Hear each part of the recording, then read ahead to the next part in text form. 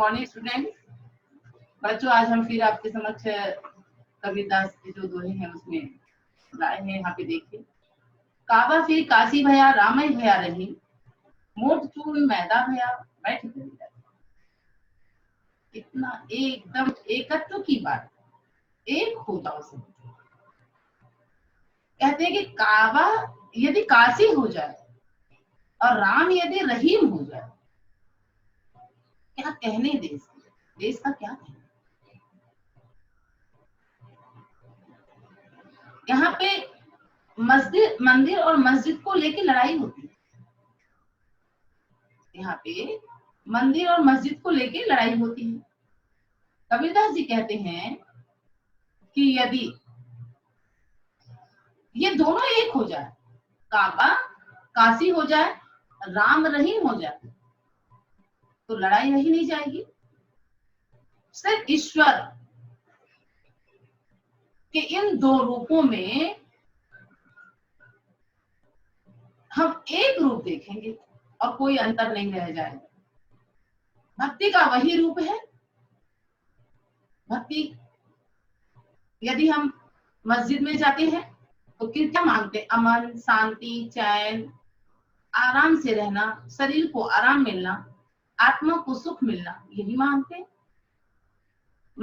मंदिर में जाते हैं तो भगवान के सामने भी यही करते हैं, दया करिए, हमारे ऊपर कृपा करिए, हमारी सुख समृद्धि बढ़े, हमारे देश की उन्नति हो, हमारा समाज अच्छा रहे। क्योंकि बर्बर समाज की कल्पना तो शायद कोई नहीं करता है, क्योंकि बर्बर समाज स्वयं दुखदायी होता है। तो हम किस स्वांत सुखाय की बात करते हैं? सभी लोग सुखी रहे, तब मेरा भी सुख उसमें है। कबीरदास जी कहते हैं यदि ये राम और रहीम एक हो गए, काबा और काशी एक हो जाएगा, तो भेदभाव समाप्त हो जाएगा। आपसी भेदभाव, मुस्लिम और हिंदू के आपसी भेदभाव एकदम से समूल नष्ट हो जाएंगे और निष्पक्ष होकर, न राम का होकर न रहीम का होकर, निष्पक्ष होकर सिर्फ हरि को भजेगा, भगवान की भक्ति करेंगे, आपस में सौहार्द से रहेंगे, मित्रवत व्यवहार से रहेंगे।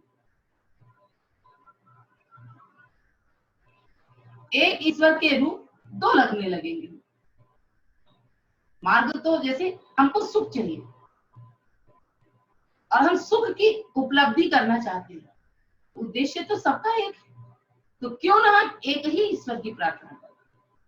इस पर बल दे रहे हैं कबीरदास जी। कहीं कह रहे हैं, बार बार देखिए, आप इसमें स्क्रीन में भी देखिए, बुक में भी देखिए, काबा फिर काशी भया। यदि काबा काशी हो गया और राम रहीम हो गया, तो भेद कहाँ रह जाता है, झगड़ा कहाँ रह जाता है? सब एक हो जाएंगे तो ईश्वर एक हो जाएगा। हमारी पुकार आज भी एक है। काबा से भी हम वहां जाकर वही मन्नतें करते हैं, काशी में भी वही मन्नतें करते हैं। तो क्यों ना हम एक जगह फरियाद करें, क्यों ना हम सिर्फ राम से मांगे, क्यों ना हम सिर्फ रहीम से मांगे। इस विचार की तरफ कबीरदास जी अपने भक्तों का ध्यान आकर्षित करते हैं और कहते हैं कि आपसी भेदभाव को हमें समूल रूप से उखाड़ के फेंक देना चाहिए। जब तक इस समाज में आपसी भेदभाव है तो सुख समृद्धि का आना संभव नहीं है।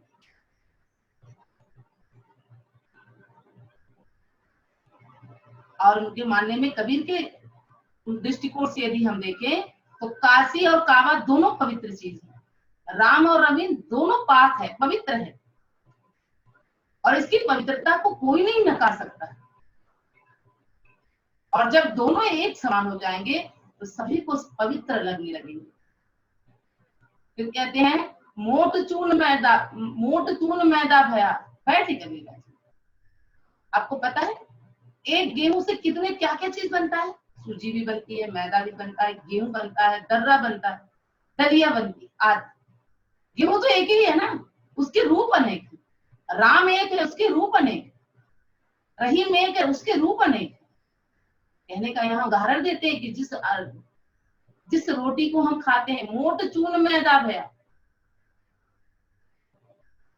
गेहूं को बारीक से बारीक पीस दिया जाता है, वो मैदा का रूप ले लेता है। वो सामान्य गेहूं की रोटी की तरह नहीं लगती, वह हमारे लिए, शरीर के लिए हानिकारक हो जाती है, खाने योग्य नहीं रहती। लेकिन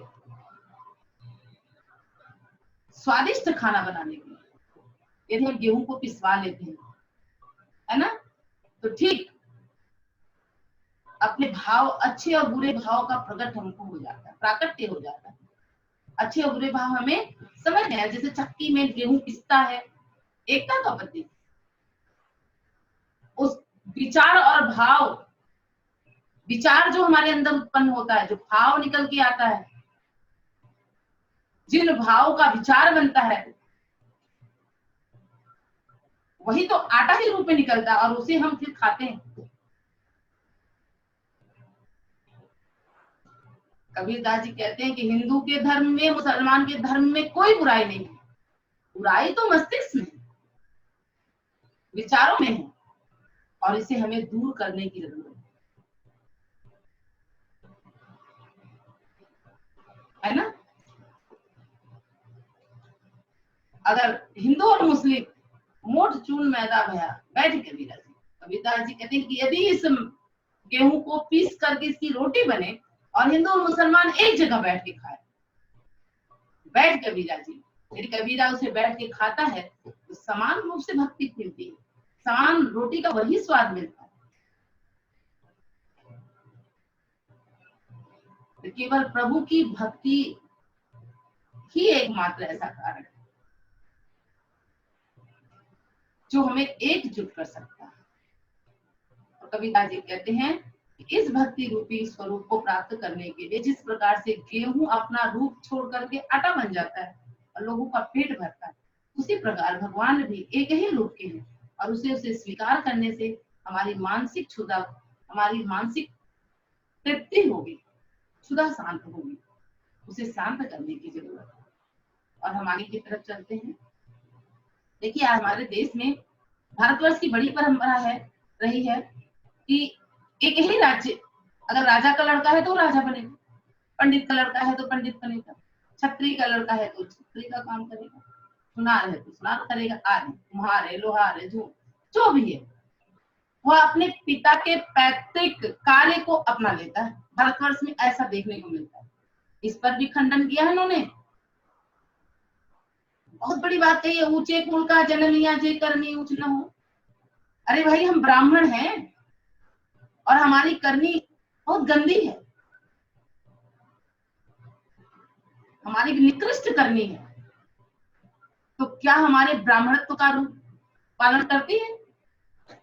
कबीरदास जी कहते हैं कि पहले के समय में जो ऊंचे कुल में जन्म ले लिया, राजा परिवार में जो जन्म ले लिया, ब्राह्मण परिवार में जो जन्म ले लिया, क्षत्रिय परिवार में जो जन्म ले लिया, उसे ऊंचे कुल का बच्चा माना जाता है, ब्राह्मण माना जाता है, ऊंचे कुल का राजा परिवार का बेटा माना जाता है। और लोगों की ऐसी अवधारणा थी, लोग ऐसा मानते थे कि राजा का बेटा है तो राज ही करेगा।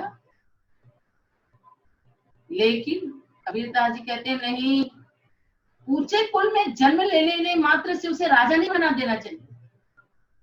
क्यों? क्योंकि यदि उसकी कर्म क्षमता उसकी अच्छी नहीं है, वह बुरी संगतियों में है, तो अब क्या राजा का काम करेगा? आज देश को एक कुशल नेतृत्व की जरूरत है। हम किसी धृतराष्ट्र की तरह किसी अंधे को बिठा देंगे तो देश कैसे चलेगा? तो महाभारत तो हो ही जाएगा। यहाँ पर भी यही कह रहे हैं, ऊंचे कुल का जन्मिया जे कर्मी ऊंच न हो। जो ऊंचे कुल का होगा और जिसकी ऊंची करनी नहीं, जिसकी कर्म प्रधान नहीं है,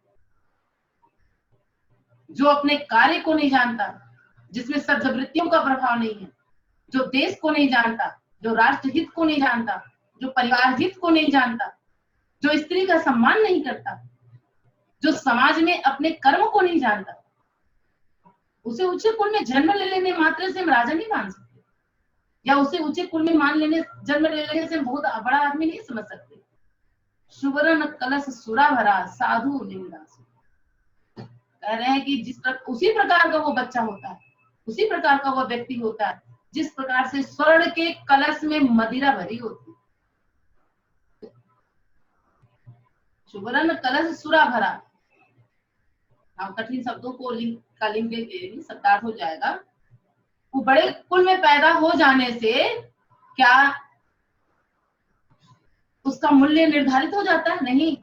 यदि वो मदिरा पान करता है, यदि सोना का बड़ा महत्व है, अभी कहा है ना, अगर वो सोने का खूब सोने का सुंदर सा कलश हो और उसमें मदिरा भर के ले जाए, क्या उसकी विशेषता बढ़ जाएगी? कभी नहीं बढ़ेगी।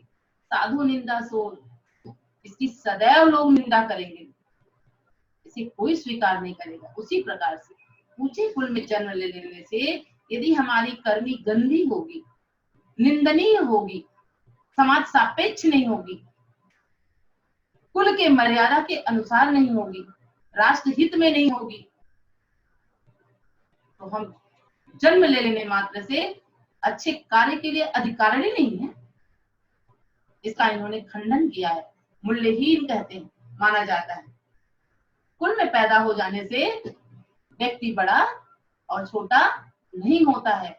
व्यक्ति किससे बड़ा और छोटा होता है? अपने कर्मों से। अपने कर्मों की पहचान से मनुष्य को अपने व्यक्तित्व का निर्माण करना चाहिए।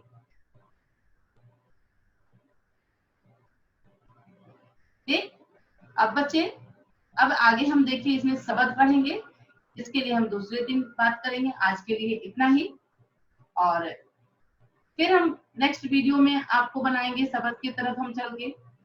हम आपसे कहते हैं बच्चों, यदि आपको नहीं समझ में आता है, हमसे आप कुछ बच्चों ने प्रश्न किया है, मैं उनका उत्तर भी दूंगी, मैंने आज ही देखा है उसे, और बड़े ही शांत तरीके से देखिए। कहीं भी कोई त्रुटि हो, यदि कहीं हमारे एक्सप्लेनेशन में कहीं कठिनाई आ रही है तो आप पूछ सकते हैं। अपनी छोटी बहुत गलतियों के लिए हम आपसे क्षमा प्रार्थी हैं। यदि कहीं आपको लग नहीं रहा है, हमारी एक्सप्लेनेशन से समझ में नहीं आ रहा है, तो हम उसे प्रयास करेंगे उसे दूर करने का। आप उसे हमसे पूछें। और आज के लिए इतना ही। बच्चों, चलते समय कह रहे हैं, कोरोना की वजह से हम ये वीडियो आपके तक पहुंचा रहे हैं। आप घर बैठे देखिए, पढ़िए, नोट्स बनाइए, लेकिन बच्चों अपने जीवन को सुरक्षित रखें। आज के लिए इतना। धन्यवाद।